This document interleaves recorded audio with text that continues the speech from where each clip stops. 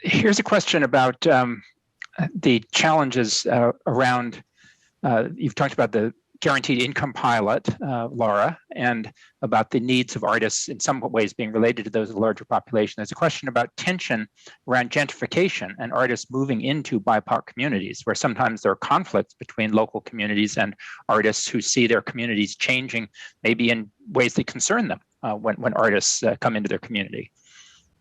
Absolutely. I think there's two important things about this question that are sort of, I think, two ideas that we have to hold at the same time. One is that there is no community where artists don't already exist. So if you're, talking about a community that is worried about displacement and gentrification, there are artists there who are from and of that community already. So I think sometimes we are sort of on shaky ground when we characterize artists only as this external force that comes in or to be imported or as a force for gentrification. There are culture bearers, there are culture workers and tradition bearers in those communities already. And from my perspective, that is a really important piece of how we push back against displacement and gentrification by supporting the artists who are from and of that community already.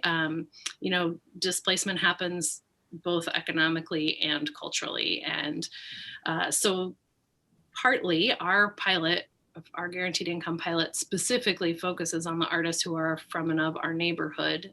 We focused on a specific geography, and that's true outside of the arts in a lot of the work that's happening around guaranteed income. And I think an important distinction between guaranteed income and what people call universal basic income is that a lot of people think about guaranteed income as something that can be targeted and focused on people who need that support and need to be resourced because they are from and of communities that have been extracted from and harmed by existing systems. The other thing, the thing about artists and their association with gentrification, I think, is also an important idea to hold, though I think artists have often been used as a kind of shield or a kind of cloak for developers who are ultimately the people who cause gentrification.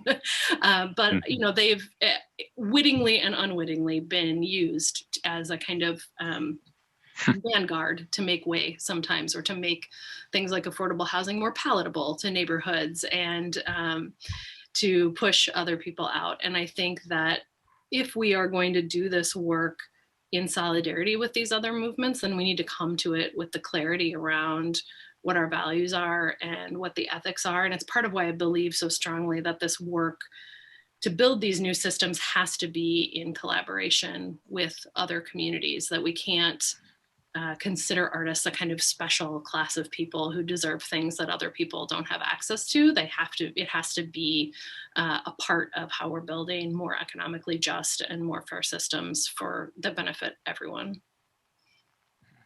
Thanks. Beautifully said. Beautifully said.